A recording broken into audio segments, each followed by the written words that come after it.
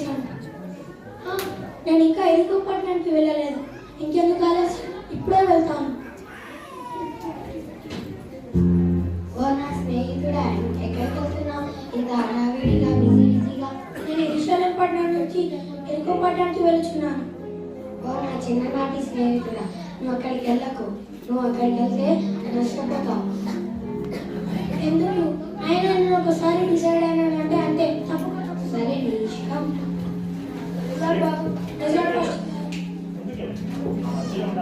ఎక్కడికి వెళ్తున్నావు?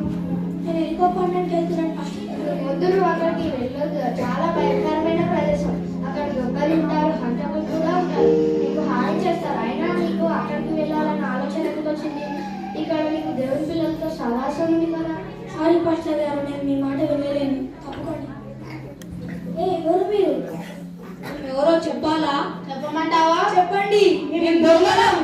నన్ను ఏం చేయకండి. తప్పకుండా తప్పకుండా. ఆగు, మమ్మల్ని దాటుకొని నువ్వు ఎక్కడికి వెళ్తావు? నన్ను ఏం చేయకండి. అరే వీని కింద పడేసి వీని కొట్టేయండి రా. విందే కొట్టకండి కొట్టకండి కొట్టకండి.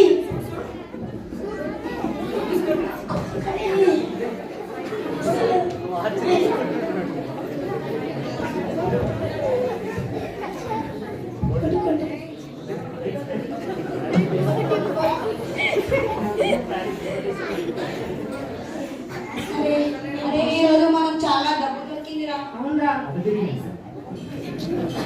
అదే నేను పాస్టర్ గారు ఇంకా మా మిత్రులు చెప్పిన మాటలు వింటే అని అయిపోడు. ఇంత ఇంత దొంగల చేతి పట్టకూడదు.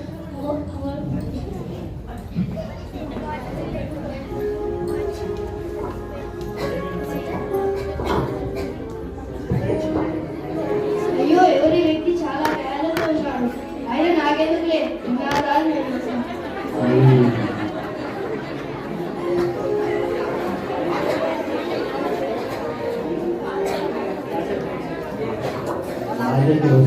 అరే ఎవరి వ్యక్తి? యెరూషలేము నుండి వచ్చినట్లున్నాడు. అయినా ఈ వ్యక్తి ఇక్కడికి రావాల్సిన పని ఏముంది? అయినా వాని పాపం వానిదేలే, నాకెందుకులే.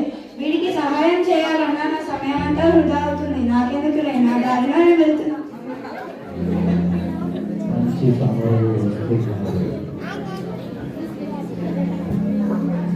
అరే, ఎవరి వ్యక్తి ఇన్ని గాయాలతో ఉన్నాడు? కొన్న ప్రాణంలో ఉన్నాడు. బ్రతికి ఉన్నా లేదా చూద్దాం.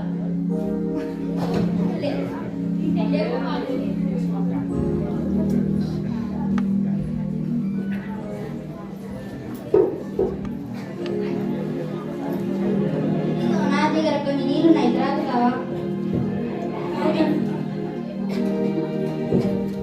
ఇన్ని గాయాలు ఎలా అయ్యాయి? నేను యెరూషలేము నుంచి ఎరుకుపట్నానికి వచ్చేటప్పుడు దొంగలు నన్ను కొట్టారు. అలాగా? పద అన్నా. అలాగే ఈ బ్రెడ్ కూడా తిను.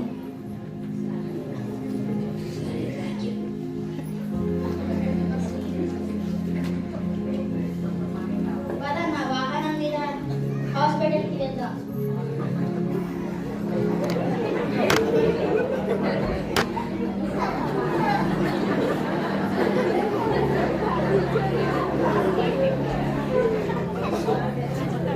డాక్టర్ గారు ఉన్నారా అండి?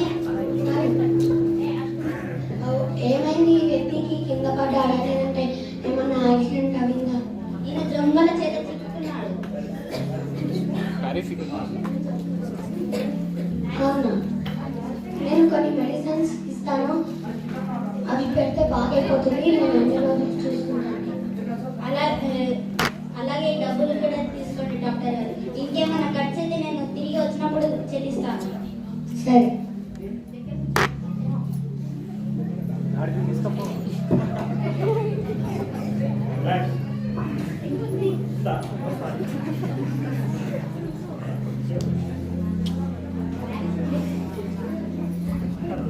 పాస్టర్ గారు,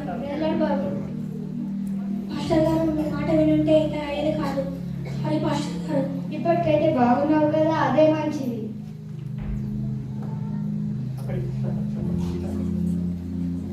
చిత్రుడు మీ మాట వినుంటే ఈ దొంగల చేత నేను చిక్కబడుకుంటున్నాను. సారీ.